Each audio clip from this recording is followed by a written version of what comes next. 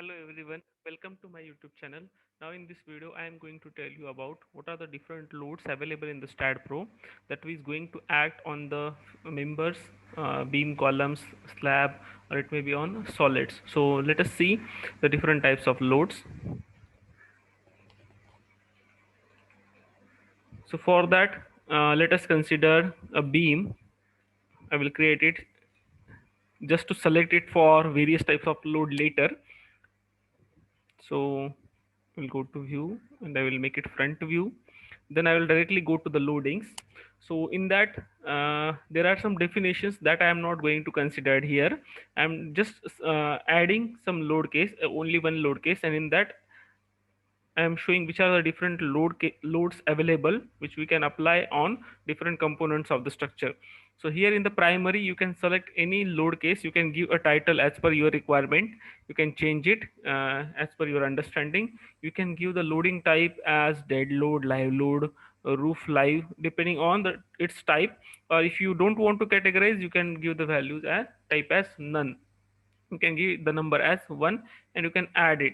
Let us say there is a beam structure and the beam is subjected to 10 kilonewton per meter UDL at one time, and in the next you want to solve the same example but with subjected to point load. So for that you have to create another load case. So because these two loads are not going to act simultaneously, but here let us say I am considering only one load case because I want to show what are the different types of load in that load case 1. So I'm going to add it. So here the list of loads, that is the load items, are given. So first is the self weight. If you have defined a predefined member in the STAAD Pro, in the properties you have given the cross sectional properties, material properties. So automatically the STAAD Pro will calculate based on these properties given the self weight of this component. So you have to first create in the modeling the component, the element. It may be a plate element, it may be a solid element, it may be a line element.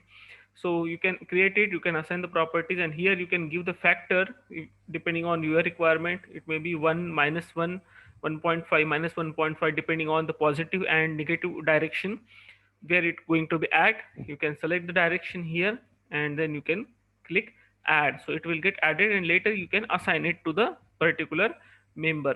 Here the next type is a nodal load. Whatever node you will consider, you will generate in the STAAD Pro, at that particular node only, not in between a particular element. If you want to apply a load on any particular node, it may be a force, it may be a moment, so you can select it here. Like a force is acting at a particular node in x direction, negative x direction. If it is there, let us say, you can press negative 20. If it is positive 40, so you can just press 40.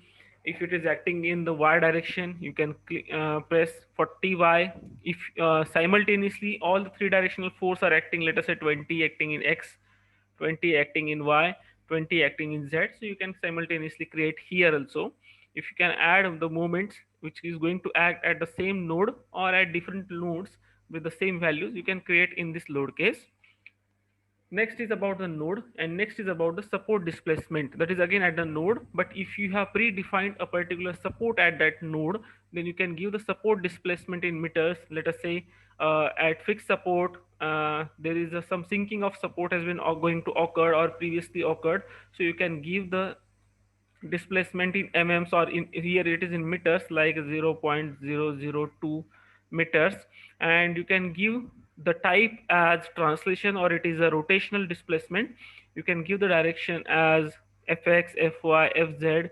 Here you can select the sign also, plus minus, this is also there. Next is about the member load and physical member load. Actually about it is will categorize based on the group of members. If you want to select it, then you can go for the physical member load, otherwise you can go for only member loads. Then in the member load there is uniform force, that is uniformly distributed load acting over some span. Here w1 indicates the intensity of the UDL, d1 indicates the distance of starting of the UDL from left support, d2 indicates the span of the UDL, d3 indicates along the how much width of the member the UDL is going to act.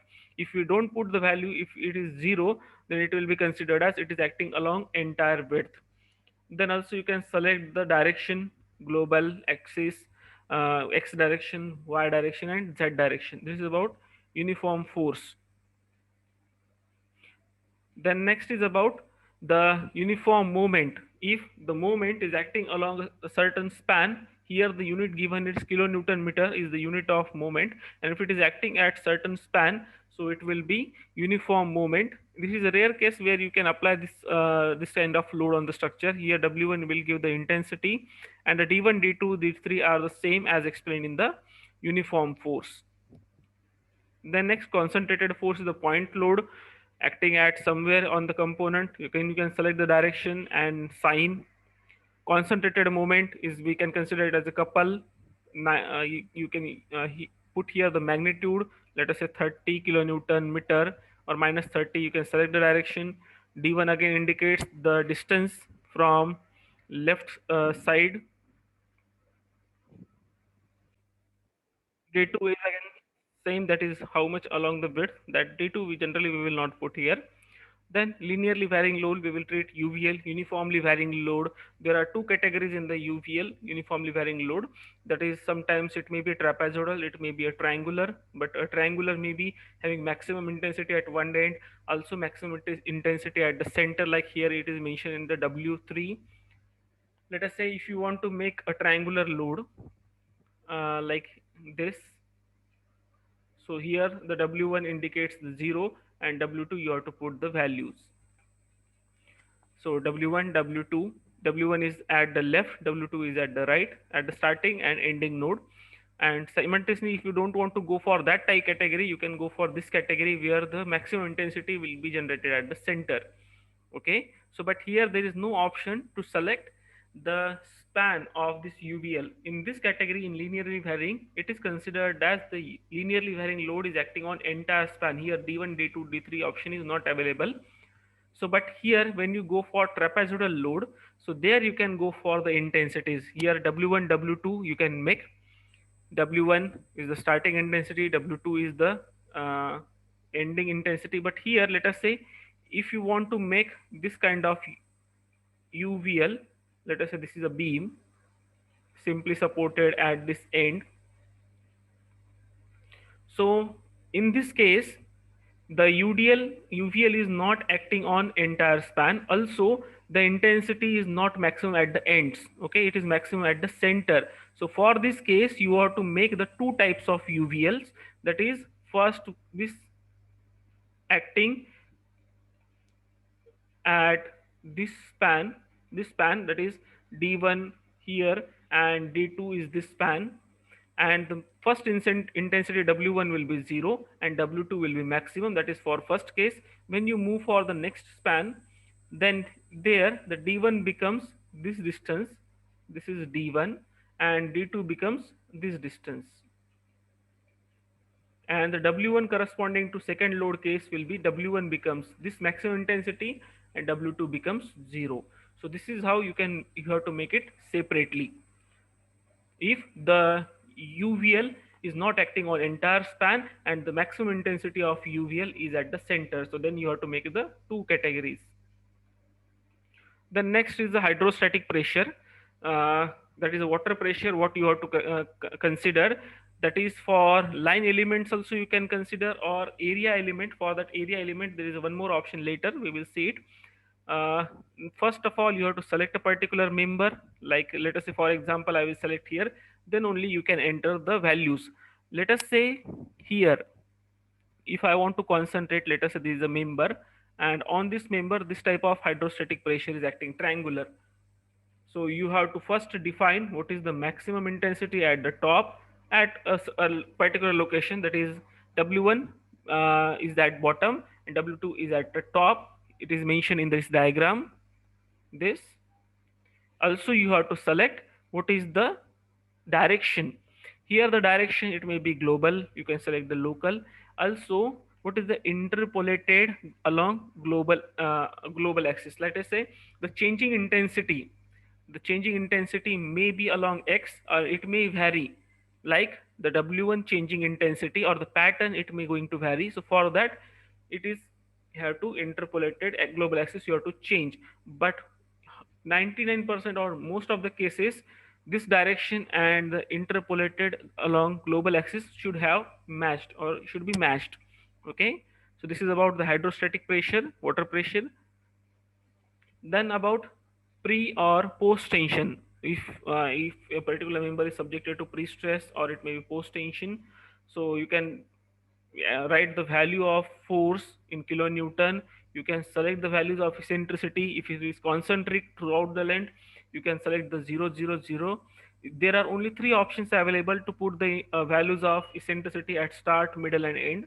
In cable profile of pre-stress, you might have calculated the eccentricity at the quarter span also, but here there is only three options available. What is the eccentricity at start, middle, and end? The same values you can post. You can first select pre-stress or you can select the post-stress. Sorry, pre-stress and post-stress. That is post-tension or pre-tension. So next is the fixed end. Let us say a member is subjected to some intermediate forces. Okay, this is a beam member or any column member is subjected to intermediate forces at center or anywhere. So you can apply the force by considering the uniform force, uniform moment, like that, depending on the pattern of that particular force. Or if you don't want that, you can directly calculate by manual way the fixed end moments or fixed end actions at the first node and the second node, because any member will have to the two nodes only in this StatPro. So for that particular member, you have to calculate what are the fixed end moments or fixed end actions, and that values you have to put here. Let us say a particular beam may be subjected to the shear force or the fixed end action of Fy and fixed end bending moment. So you can put the values as per the sign notations, and that can be considered as a the external loads also. The same things are available in the physical member load. That same thing are there, but first thing you have to select whether the member is to be considered as a single unit or a group of members. So there you can categorize that into a physical member. Then you can select area load. The area should be first well specified in the modeling. You have to first well specified a particular area, then only you can enter the value of pressure, and then you can select the axis also. Then floor load, there is acting at certain level of floor in the frames. You can select, let us say a particular slab is there at 10th floor, and you can have to select a certain area. So that area will be subjected to some pressure intensity in the y direction, global direction. You can select the y range, you can select the x range. You can define the range, that is y range, x range. Let us say at 10th floor, so 10th floor it is, let us say, acting at the 10th floor, also at the 11th floor. So you have to define the minimum height of that 10th floor, and you have to give the maximum height of that 11th floor. And let us say if it is acting on all the area of that particular floor, so don't need to define the x range and z range. Then next is about plate load. So in that plate load, there are again different categories. That is pressure. If the plate is subjected to pressure along entire area, so you just have to add what is the intensity of pressure. That is, it is, let us say, minus indicates in the negative direction. Let us say 10 kilonewton per meter square or 5 kilonewton per meter square or 3, whatever. You can select the axis, so it will directly get assigned later after the generation. Next is the concentrated load. So for that plate, if the any concentrated load is acting at particular point, so location of that point is very important with respect to global axis or local axis, or here global x, y, z, whatever you want to define. That is the direction of that particular force, and what are the different locations, that is x and y, that you have to locate here. Only two coordinates are sufficient. So force, you can define any 50 kilonewton, whatever. What are the coordinates? Let us say 2, comma 5, whatever. You can first judge in the modeling. You can give the coordinates at that of that particular point load, and you can select the direction of that point load. Then next is a partial plate pressure load. Let us say a plate is subjected to area load of at certain area at any corner or at center. Here that can be also applied. The intensity can be matched. Here the intensity should be uniform. These three, up to this pressure on plate, Then partial pressure, this is a uniform intensity, it is not going to change over an length or over along the width. So the intensity we1 is constant. So x1 y1 indicates the coordinates of first point of that rectangle area, and x2 y2 indicates the coordinates of that second point. Generally, if you draw the rectangle, let us say if you want to draw a rectangle, so the first point you will select like this at the top left corner, and the second point will come at bottom right corner. So these coordinates of left top corner and the coordinates of second, that is bottom right corner, only you have to specify, that is x1 y1 is this top point, top left point, and x2 y2 will be bottom right point. Then next is trapezoidal load. Trapezoidal load, first you have to define the direction of the trapezoidal load, and the second is the variation, where in which direction it is going to vary. Sometimes along that direction itself it is going to vary. So here, if you mention here f1 and f2 are mentioned here. So f1 and f2 are the intensities at first node and intensity at second node, that you can enter here, kilonewton per meter square, kilonewton per meter square. First, what is the direction of pressure? You can see here it is a local y direction, is the direction of pressure, and in which direction it is varying? It is varying in the x direction. You can see from f1 towards f2 the variation is along x, so that you can select here it is along, let us say, look, global y direction. You can select global y direction is the direction of pressure. You can see the direction upward, and you can select variation, it is along x, and later you can represent the values of f1 and f2. Then again, hydrostatic pressure can be applied on the plates. The same, first you have to select the plate, and then only you can apply the hydrostatic pressures here. Again, interpolate along global axis, also direction you can select the same as of direction of pressure, or sometimes different. Then element joint load. So in this, any plate is made up of four nodes in the StatPro.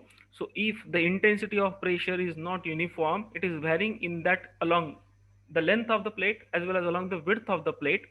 So in that case, this element joint load is very gives a proper application of the loads. Here you can select the node number, whatever node number you want, what is the pressure at that node, and what is the direction.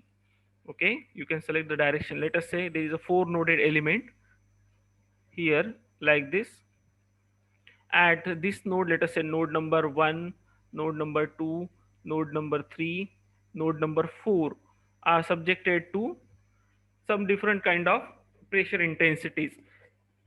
Like here it is different, so you can select the node number, you can select the pressure intensity, but one thing should be there, the direction of pressure for at all the four nodes can be selected here is uniform.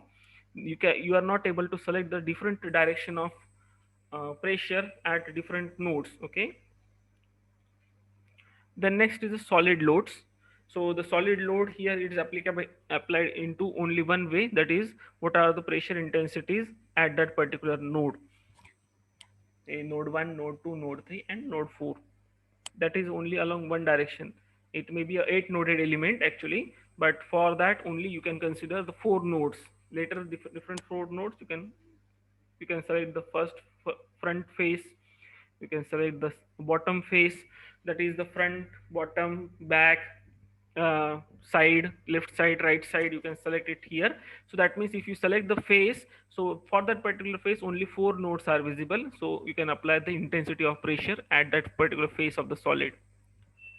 Then the remaining are the temperature loads, seismic loads. Temperature loads we generally not use. If you want to use for your research work, then you can go for in that some video where I will analyze for temperature loads, seismic loads. A structure I will analyze for seismic loads, if it is subject to time history, wind load, and other loads. In that itself, I will explain about the remaining types of loads of the StatPro, because the definitions of that load I have to create. So while analyzing itself in the my further video, I will explain about these loads.